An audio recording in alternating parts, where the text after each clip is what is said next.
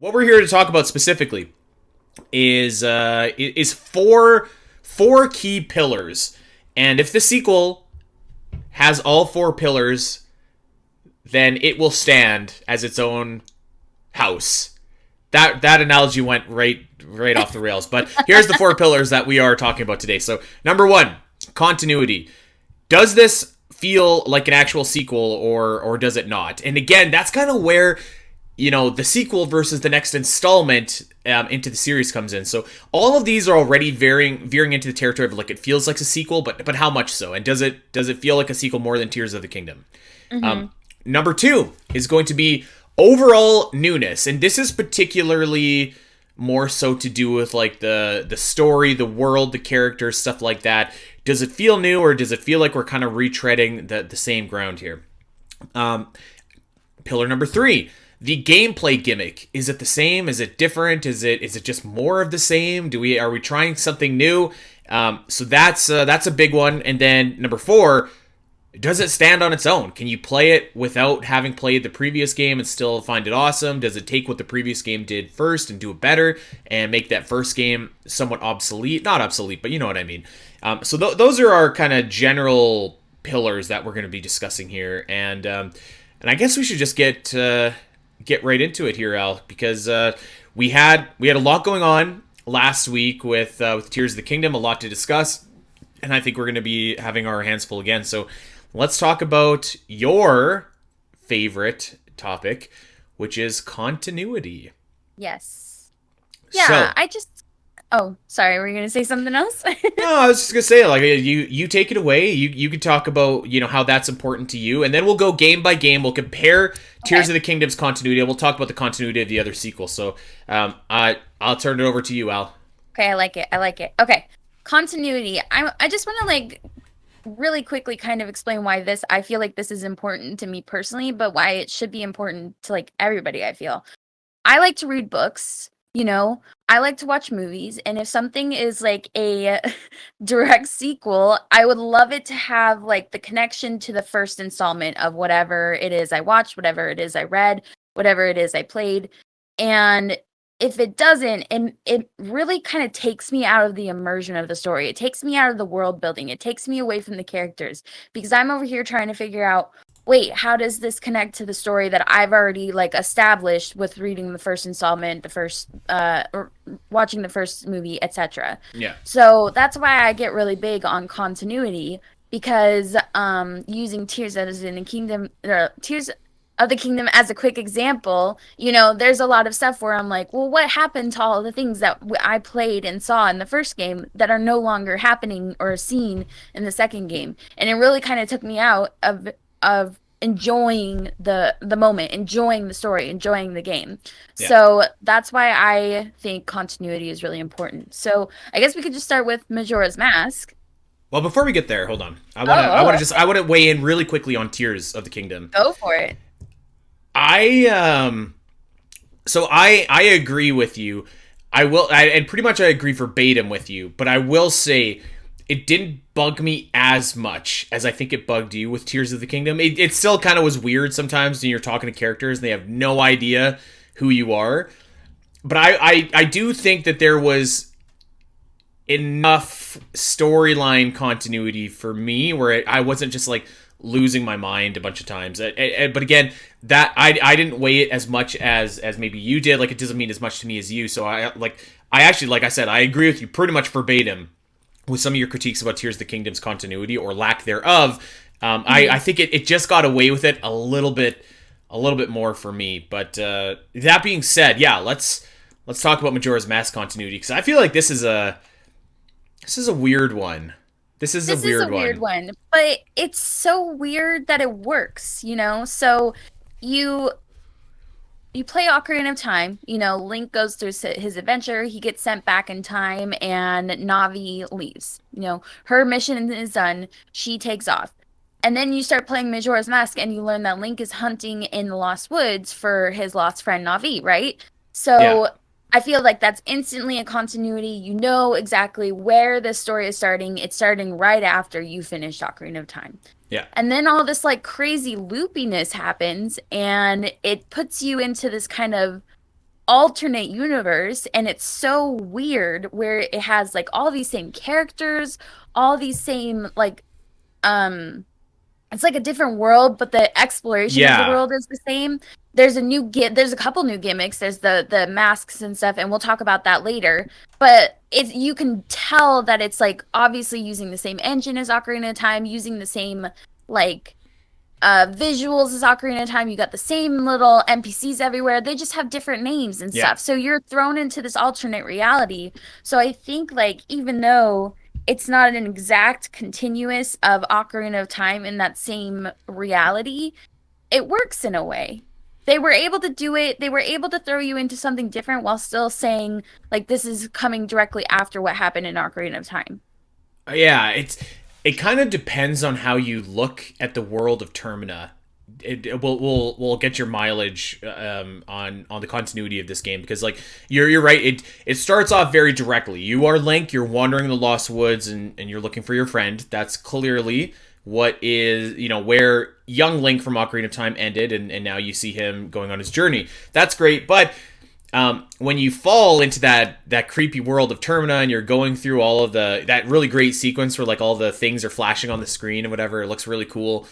Nintendo never explicitly said outright that this was like an alternate universe. Yes, I yes. think you can infer pretty easily that it was. And didn't they say something in that? It wasn't Hyrule Historia. It was something else, like the compendium, not the compendium, like one of those books that they made. They I think did come out and outright say like, oh, like Majora's Mask was all a dream, or like something like that, and people hated it. Um, Yeah, it was something to the likes of like being a figment of Skull Kid's yeah, imagination. yeah, so something like, which, you know what, whatever.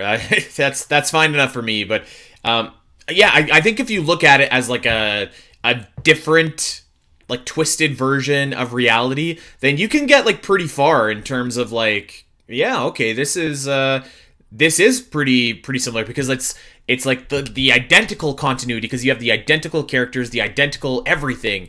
Like everything is created, but it's just it's twisted a little bit and not quite right. So I think Mhm. in terms of that, it actually works like spectacularly in terms of continuity, because it's kind of taking what you know, but just tweaking it a little bit to make it new. So I think it works well.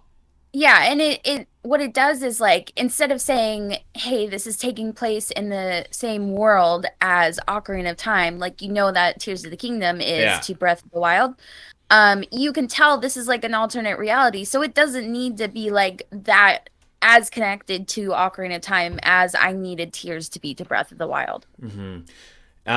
Yeah, and so a couple great comments here. So the Zelda Encyclopedia, that's what we were thinking of. That's the one Mhm. where it says Termina is based on Skull Kid's memory. So you were right, Al. And then I guess the manual also says that this is kind of a parallel world and is similar to and yet different from the land of Hyrule. So I guess they do actually pretty much just come right out and say it. Mhm. God, I wish that like when you had NSO, like you could just see the manuals and stuff like that. Yeah, Like that'd that'd be be so cool. awesome. Like flipping through Mhm. some of the old, especially like NES manuals and Super Nintendo manuals. That'd be so good. Um, Yeah. but yeah, I think when you look at it like that, then it really works, because and again, it's really cool because it's using the limitations of the system, and also using it to its advantage, but also like because it came out so quickly after Ocarina of Time, it's also using that to its advantages as well. So yeah, pretty cool continuity for Majora's Mask. Um, one of the things that I think that Phantom Hourglass does exceptionally well is that continuity. Everything is that's as direct a sequel as you're gonna get in the Zelda series. I mean, it literally pretty much starts like right after Wind Waker finishes off, right? Like you've got Tetra, you've got everything that happened, but you still have a new world. You still have the continuity of like you've still got the Great Sea, you've still got everything there. I feel like that one to me feels like as like super sequelish to me, if that makes sense. Yeah, well, this is kind of a similar thing actually to Majora's Mask, and maybe Link's Awakening if you want to stretch that far too, is that you are with Tetra and the pirates after the events of Wind Waker. You're exploring the ocean, and then you come across the ghost ship, and Tetra is taken away. And Link feels like he appears to be in like some kind of shipwreck, but what happens really is that he's again thrust into an alternate reality of the world that he knows. He's taken to a totally different ocean. He is actually like experiencing the Ocean King's view of, or his like realm, you know, of what, I don't know, Hyrule isn't the right word because it's the ocean. That's a Yeah, great, the Great Sea. it's right. So it's not even exactly like the same, it's not the same map, it's not the same Hmm. anything. It's different islands, different bits of the ocean per like the experience of the Ocean King. So once again, like the continuity from the start of the game is great because you know you're on an adventure right after Wind Waker, but then you're thrust into a different world that's very similar to what you know in Wind Waker, but now it's Phantom Hourglass. You have new places to explore, you have new connections to make. It's funny, there are a little bit of the NPCs that look the same, but Yeah. they're different characters. So it's very similar to what they did with Majora's Mask.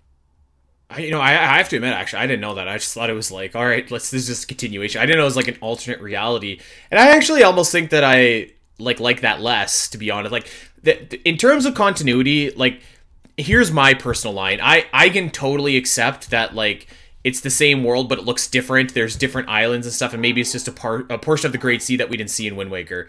I could totally buy that. Like, I have no problem accepting that. I know maybe some people wouldn't. Your mileage would vary, so I understand why they did that.